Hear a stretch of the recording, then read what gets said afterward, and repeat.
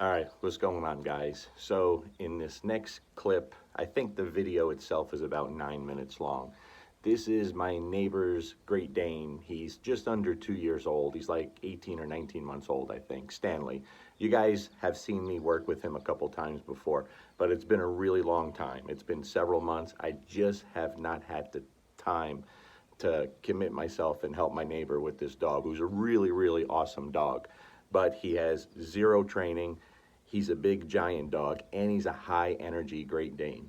His two biggest issues are if he gets loose, he's going to run off, okay? And not because he wants to take off and disappear, he just wants to run. All dogs need to run. A dog should not have to live on a leash or in a yard. A dog is meant to run. They have 4 legs. He's a big, beautiful, lean dog that just wants to run. His other issue is if he's outside and the kids are out, he barks, and he barks nonstop, and he sounds like a lion when he barks. So those are 2 things that we have to fix. So obviously, it's not a dog that's going to stay with me all the time, like a client's board and trained. So I have to be kind of very efficient in what I do with him. So today I took Stanley for the day, and I'm going to work him several times throughout the day, and that will get a good foundation going with the e-collar training. If you guys remember from before, Stanley had 0 food drive and had no interest in playing. So the few sessions that I have worked with him several months ago, if you go back, I did video them. I focused on just trying to build that excitement in playing with me, getting him interested in playing tug, and he did. He started coming along. And with the food, without having any food drive, do you have to use food to train? No, but it is a big benefit when the dog has some food drive and is interested in the food, right? So I started adding a little play with the food too. So today what I noticed was he had much better food drive than he's ever had before, because before it was 0. So now he associated that with me, like, okay, we're going to make this a fun game. And I did. Get him to chase the food a little bit and then come back to me. And then later at the end of the e-collar session, this is his first e-collar session, although several months back I may have done 1 or 2 short sessions with him. I don't even remember, but if so, it doesn't count because I never stuck with it, right? So this was his very first e-collar session. Kept it really short, and I'll do probably 2 or 3 or maybe even 4 short sessions like this today to start getting him to understand what that new tool, what I expect from him, what it means, right? And then at the end of the session, we take out the tug and we get to see what he really loves to do, all right? Now, with e-collar training, still so many arguments and different opinions. All I could do, guys, is tell you the way I do things. Doesn't mean it's the only way. This is the way I do things. And I've done it like this for a long time, extremely successful. So I know by day 2, day 3 the longest, I will be able to trust him off leash without ever having to be harsh on the dog. I can guarantee that, okay? That's a given. And then he will get to be able to run and enjoy himself. All right, so what you'll see here, I have him on a 50-foot line. This is the first time ever using this type of e-collar. It's a Dogtra, No Bad Dogs e-collar that Tom Davis sent to me. It's a nice little collar. I like it. So thanks, Tom. I appreciate that very much. It is a very nice collar. Unfortunately, I don't have a sound box for Dogtra, so you won't hear it, but I'm not doing anything different than I've done many, many times before in videos. So you guys understand how I do things, right? So, negative reinforcement, escape avoidance training. That's what we're doing with the e-collar to start off, okay? That's what I'm doing right now. So in other words, when you see me take the food and throw the food and tell him to get it, I'm sending him away, I'm incorporating a little play. When he gets to that food and takes it, that's where I get on the continuous button for a very short amount of time, okay? You'll see he turns very quickly. Very, very quickly. The second he turns, I'm marking it with a yes, and that e-collar turns off, all right? Escape avoidance training. At this moment, he is learning how to escape the stimulation of the e-collar. And yes, it is low level, okay? It's a low level stimulation at this moment. It's on a number 10 or a 12 on the dog trail, which I think goes to 127 if I'm not mistaken, all right? So the only thing I care about now, that Stanley, by responding to the command, understands that that turns off the stimulation. A big important component of that is I have to be the one to show him how to do that. I need to be part of that. So I'm not going to be holding the button down and letting it go, go, go, go until he figures it out. I don't want that. I want to be part of the equation. I'm going to show him how to remove that and make a big deal about it when he comes to me, and then reward him with some food, which he's taken, and I'm blown away by that. He's taken it with excitement, okay? So that's what I want. With that being said, escape avoidance training, right? We start with teaching the dog how to escape the stimulation. That's simple. The goal is later on, very quickly, very shortly, the dog understands how to avoid the stimulation. That's simple, all right? So right now, I'm in that conditioning phase where I will spend probably just today and maybe a short part of tomorrow conditioning Stanley to the e-collar. That's when I'm using the e-collar before the command, and his response removes it. Very quickly, I'm going to jump into that intermittent phase tomorrow, where now I'm starting to use the 4 different combinations, and this is where the dog starts to learn how to respond, whether there's an e-collar there or not, whether you have food or not, whether there's a leash or not. That phase is extremely important, and that's where you're going to have your success or your failures, okay? Very, very simple. That's also where I start adding real distractions, more distractions, taking him away from our neighborhood, putting him in different situations, right? It's also where if we go out in public and there's real stimulation out there for him, real mental and physical stimulation, getting him going that he wants to go to, that's also where we're getting away from the lowest level e-collar stuff, okay? With that being said, I want to be very clear about one thing. Once I get through this initial training, which will only be 2 or 3 days long, that's it. Let me say that again. Once I get through this initial training, contrary to popular belief, because not everyone understands what everyone does, I never use the e-collar before a command. Let me say that again. Once I get through the initial training, and the dog is making progress and understands very well and knows what to do, and the attitude is up, he's feeling great about himself. There's no confusion, there's no chaos, he's not down in the dumps, he can still play, and his full play drive is there after an e-collar session, right? We're not killing any drive, not making him emotionally a wreck. There's no fear, there's no sadness. Once we get through that initial training, I never use the e-collar before a command. I don't know how many times I have to say that, right? A lot of people get hung up on the low-level stuff. They don't understand where the main goal is. So, for my dogs, my client's dog, the end goal is the e-collar is there for when your dog is off leash, out in public, running in a park, out on a hike, running in the woods, in case you need it. That's it. That's it. So my clients' dogs rarely have to see any kind of punishment coming from the e-collar because they were taught.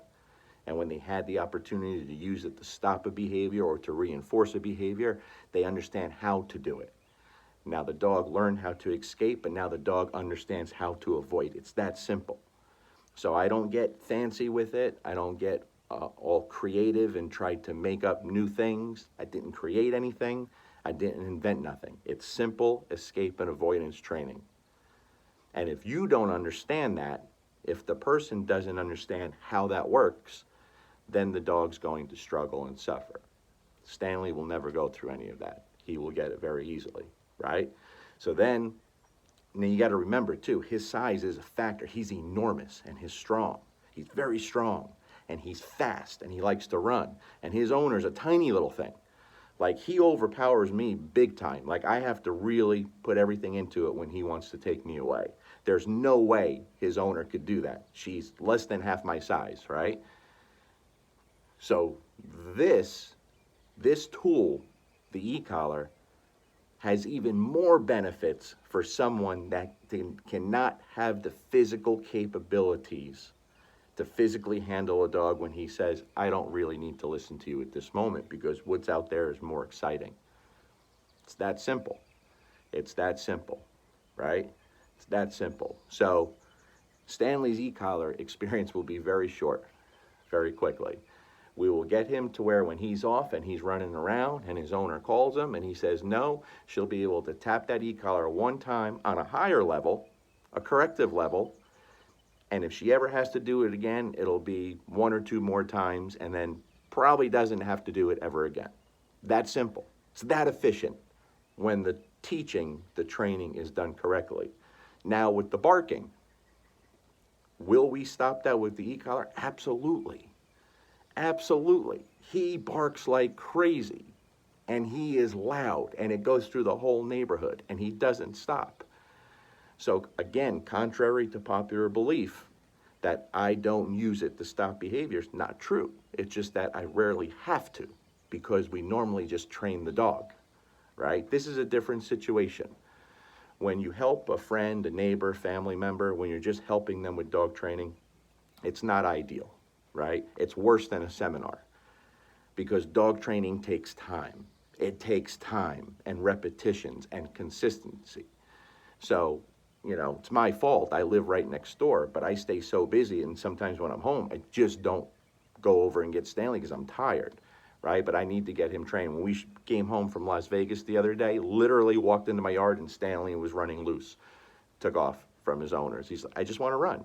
He doesn't take off and go miles away. He runs around this part of the neighborhood, stays close by, but he just has to run. So for the people that think that it's abusive to use this tool, I don't think you understand it, not the way I use it, and many others. What I find abusive is keeping a dog tethered to a leash, even if it's 50 foot long, or keeping it in a fishbowl of a backyard and thinking that that dog is getting fulfilled, that he's happy, that he's being physically and mentally stimulated. It's not true. That's abuse to me. These dogs need to run and express themselves and feel the wind in their face. And when you watch Stanley run, it's a beautiful, beautiful thing. So I'm sorry I'm rambling on here, but it's important to get all of that stuff out. This stuff's easy. I've never had a dog, no client ever had a dog that they couldn't take their dog off leash and they said, yeah, it didn't work, the dog blew me off, or I had to crucify the dog. Doesn't happen. It doesn't happen. I can say that, and a lot of people can't say that, right? But it's this simple. Nothing fancy, nothing secret, very clear to the dog. Escape avoidance training. Teach the dog how to escape, find his benefit, reward that big time, so he understands how to avoid. It's that simple. And again, no, I never use the e-collar before command. I don't try to stop behaviors with super low level e-collar stuff. Again, contrary to popular belief. So I'm sorry this went on for so long, but I had to get that out there so people still have questions and they shouldn't. This is simple, this is easy, and I'm gonna have a good time with Stanley. The other thing I have to point out, I kept the play session shorter than I normally would because it's hot. Even though it's early in the morning, it's very hot already. Stanley is a very big dog. This breed is so susceptible to bloat, so I can't have him take too much food and then run around. I have to be careful. So I kept the training kind of low key and I didn't go crazy with the play and everything, just a little bit, because I can't take the risk of him getting sick and, you know, having too much food in his belly and then rolling around and getting overheated. It's very dangerous. So all those things matter, everything. So he's inside in the air conditioning right now, cooling off. I'll take him out in another hour or so and we'll have another session, all right? So it's not exciting, but this is the beginning, and then I'll show you the during, and then I'll show you the end. All right, check it out.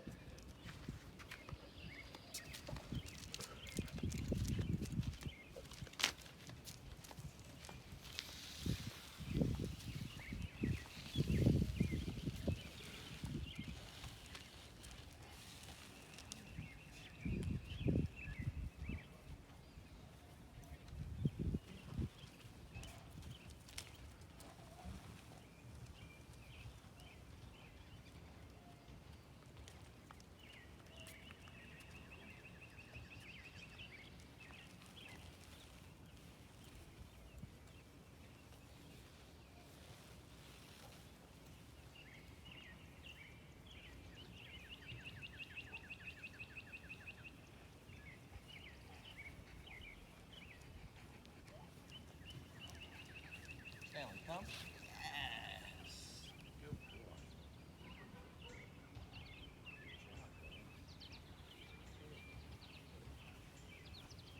Stanley, come. Yes.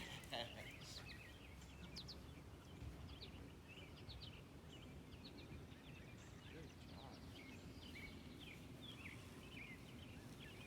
Stanley, come. Yes.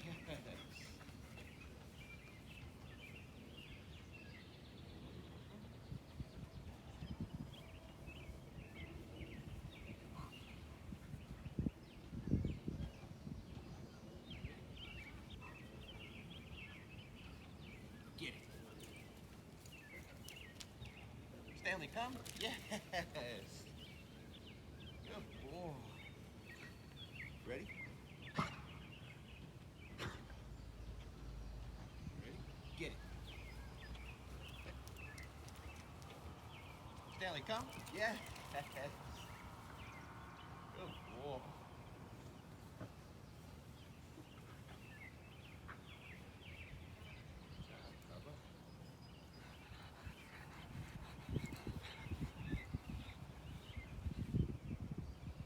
Get it. Stanley, come. Yes. Good job, pal. Good job.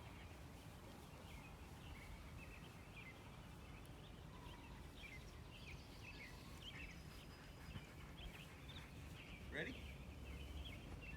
Get it. Stanley, come. Yes. Good boy, Stanley. Good job, pal.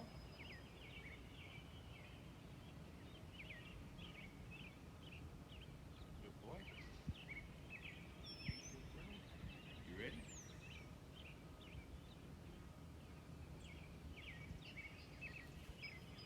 Get it. Stanley, come. Yes. Good job, pal. Good boy. Good boy.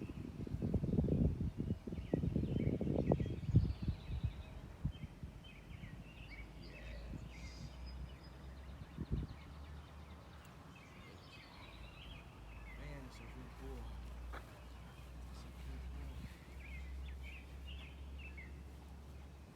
Yes.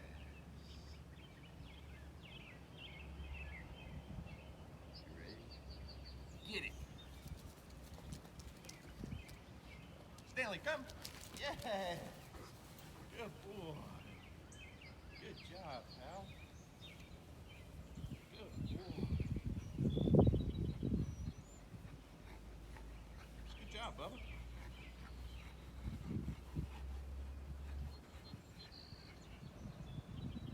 Yes.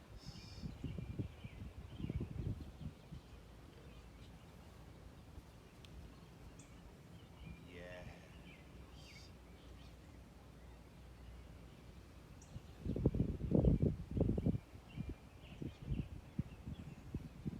Yes. Good job. You ready? Ready, Bubba? Get it. Stanley, come. Yes. Good boy. Good job, pal. That's a really good boy. doing? Stanley, come. Yeah. Good boy.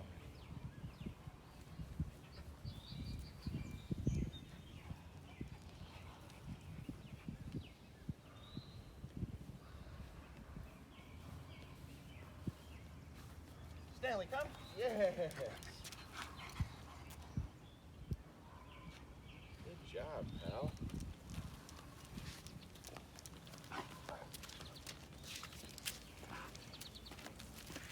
Oh. Let's go, Stanley. Come on. Come on. Oh, man. Oh, man. Yes. Look at you go, buddy.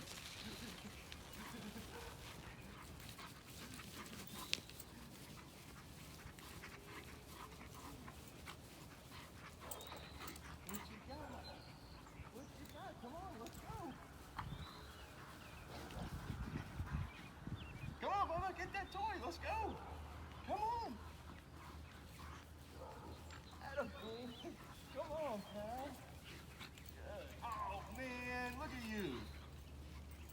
Come on, Bob, let's go. Come on. Come on, buddy. All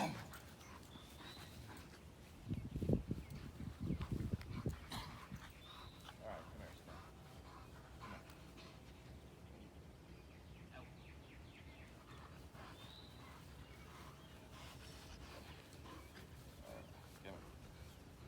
Out. Out. Out. No. No. No. Good. No.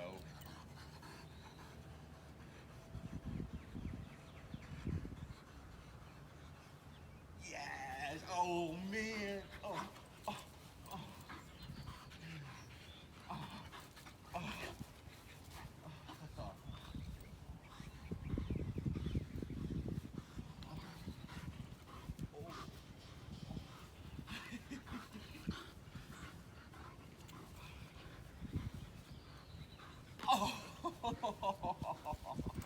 Good boy, Stanley. Good, good boy, Bubba. Good job. Come on, buddy. That's a good boy. Oh, look at you go. That's a good job, pal. That's a really good boy. Ready?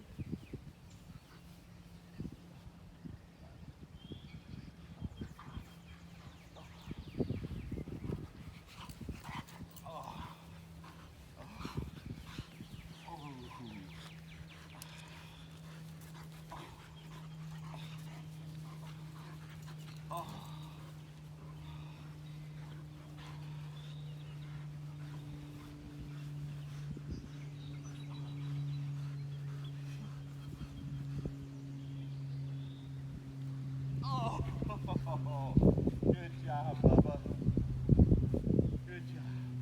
All done. Good job, buddy. You did good. Let's go in the air conditioning now, pal.